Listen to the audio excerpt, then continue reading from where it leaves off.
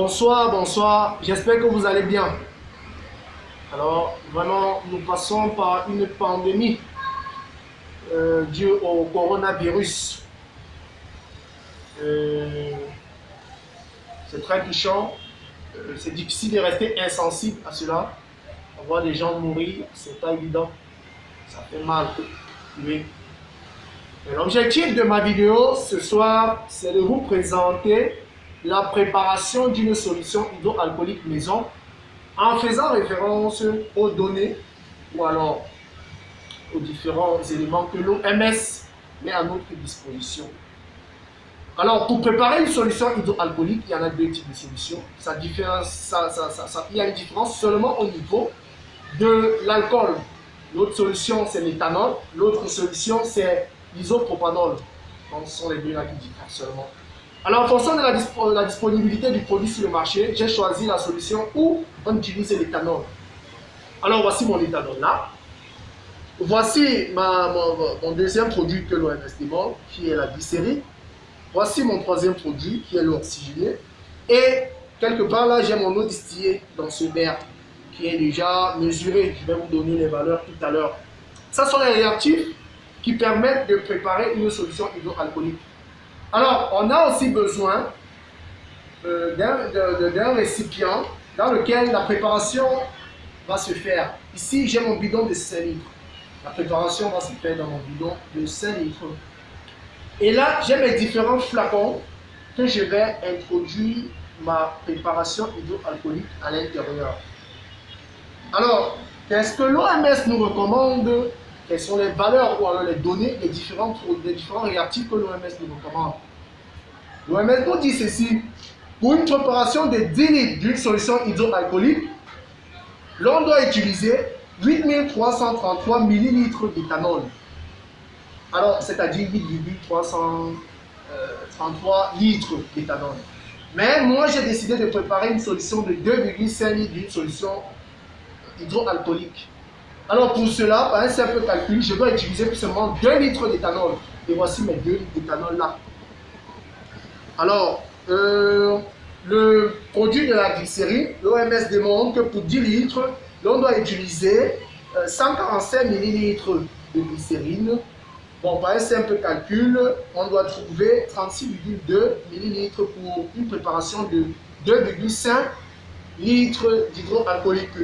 Pour l'eau oxygénée, l'OMS recommande 10 litres, 417 ml de peroxyde d'hydrogène.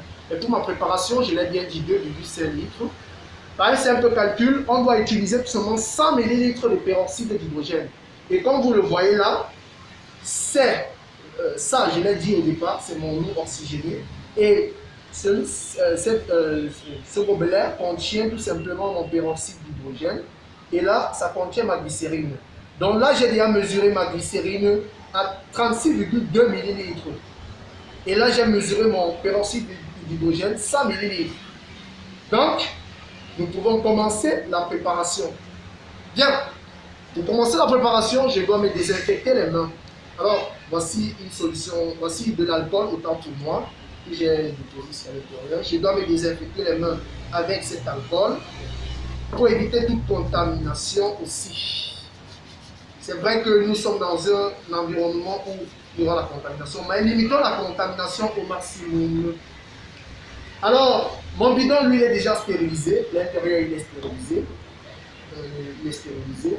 Je vais l'ouvrir et avant de l'ouvrir, je vais l'ouvrir et je vais directement, comme l'indique la préparation selon l'OMS, verser mes 2 litres d'éthanol. Voilà mon premier litre que je verse dans mon bidon. N'oublions pas, je vais préparer une solution de 2,5 litres d'hydroalcoolique. Voilà mon premier litre d'éthanol. Là, je vais prendre la deuxième bouteille. Ça, c'est ma deuxième bouteille d'éthanol. Ils sont 1 litre. Voilà ça. Ok. C'est fini. Je vais fermer parce que l'alcool est volatile. C'est bien sûr 96%. C'est très volatile. Ok. Après avoir introduit de l'éthanol, on nous dit on introduit du peroxyde d'hydrogène. Je vais verser les 100 ml de peroxyde d'hydrogène dans mon bidon. Ok, voilà, ça je verse 100 ml de peroxyde d'hydrogène. Ok, déjà fait, je ferme ma préparation. Je vais pose à côté. Je vais verser ma glycérine que j'ai mesurée 36,2. Alors voilà ma glycérine que je verse. Vous voyez la glycérine, elle est visqueuse, cette glycérine. Alors il y a un peu de glycérine dans le gobelet. Mais qu'est-ce qu'il faut faire? On utilise tout simplement l'eau distillée. On verse un peu à l'intérieur pour rincer. Et dès qu'on a fini de rincer, on verse dans le bidon. J'essaierai de recycler bien sûr. Je dépose. Maintenant, qu'est-ce qu'il me reste à faire? Il me reste à compléter tout simplement. Comme vous voyez là, j'ai déjà marqué 2,5 litres. J'ai mesuré très simplement.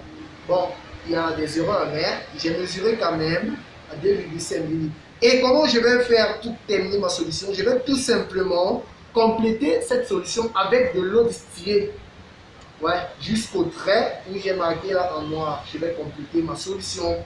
Alors je vais rouvrir mon bidon et je vais compléter ma solution avec mon eau distillée.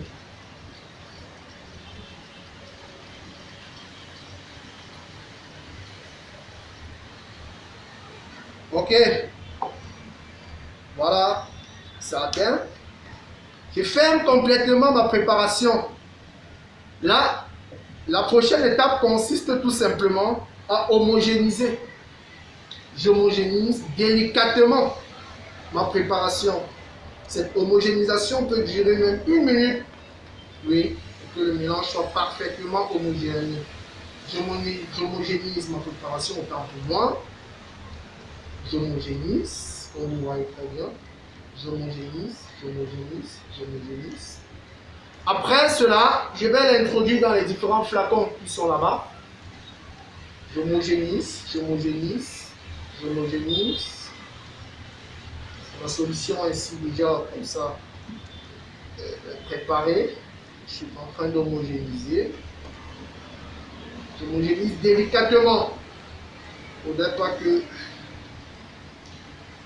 je brutalise aussi tellement ainsi. J'homogénise.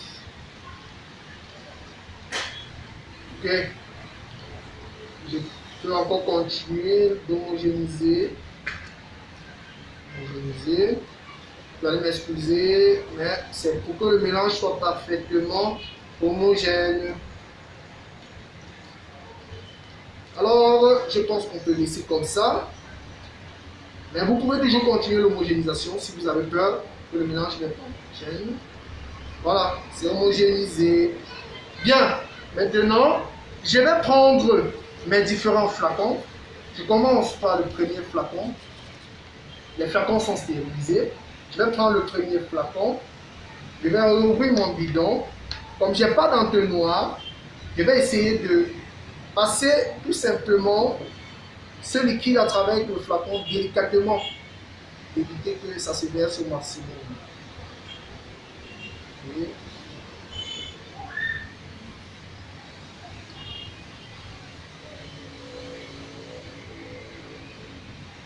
Ok, voilà ainsi déjà fait. Je peux fermer avec le bouchon. Ok, je ferme, j'ai oublié, désolé vraiment. Il faut toujours fermer parce que c'est volatile. Alors, voilà déjà une première, pardon, autant pour moi, un premier flacon d'une solution hydroalcoolique avec les données recommandées par l'OMS. Bien, après avoir fabriqué cela ainsi, on doit déposer 72 heures à incubation. Donc on doit déposer 72 heures.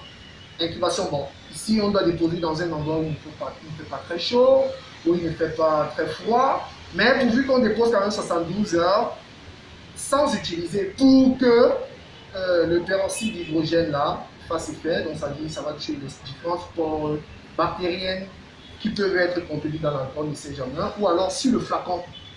Voilà, ainsi préparer la solution hydroalcoolique. Le reste qui est ici dans ce bidon, je vais continuer après à introduire dans les différents flacons. Bien, je suis Simofoto Ulrich Stéphane, étudiant en biochimie 4, niveau 4, c'est-à-dire Master 1 à l'Université de Douala. J'ai fait cette vidéo dans l'objectif de présenter à certaines personnes qui n'ont pas assez de moyens ou alors certaines personnes qui veulent connaître les miracles de la science de produire une telle solution hydroalcoolique. Bien, vous pouvez faire ça chez vous.